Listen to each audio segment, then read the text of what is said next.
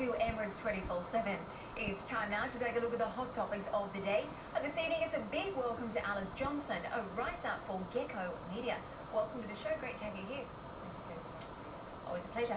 Now, some exciting news out. It seems the UAE is getting closer to establishing a nationwide credit bureau. Now, I think this is a huge step.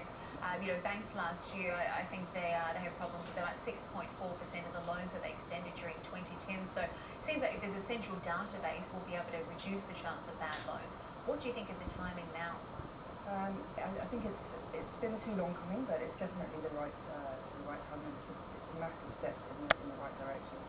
And the news came in from the Ministry of Finance, and apparently they're just waiting for the Board of Directors to give the go-ahead before establishing the bureau permanently.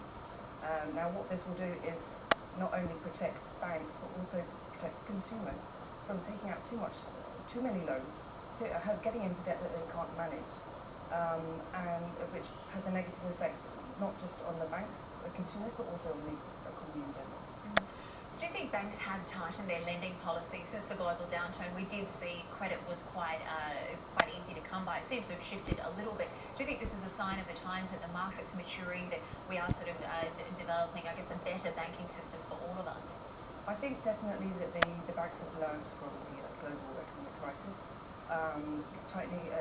Spending was tightened slightly, I think, but there's still massive credit to be had in the UAE, and regulating that is definitely a good move.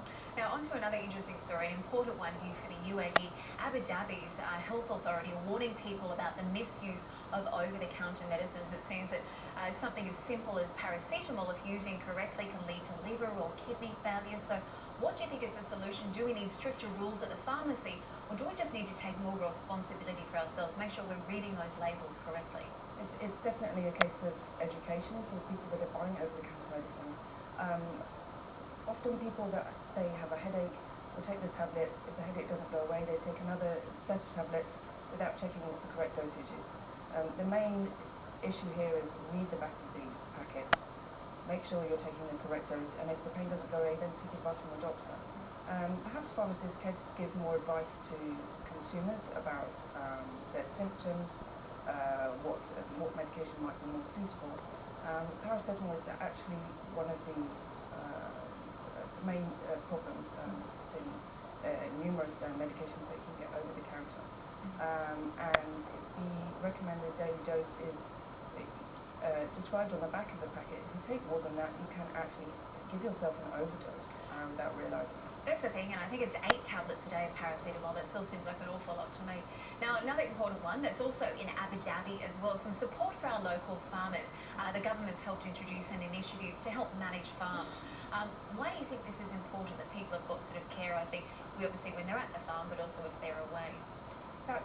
It's a very great scheme, actually. At the moment, the UAE has only 15% local produce in the market, and Abu Dhabi already announced that they were going to increase that to 40%. This is a good way of helping farmers manage their farms. A lot of farmers maybe have 2 jobs. They're not at the same location as their farms, so they can fall into disarray.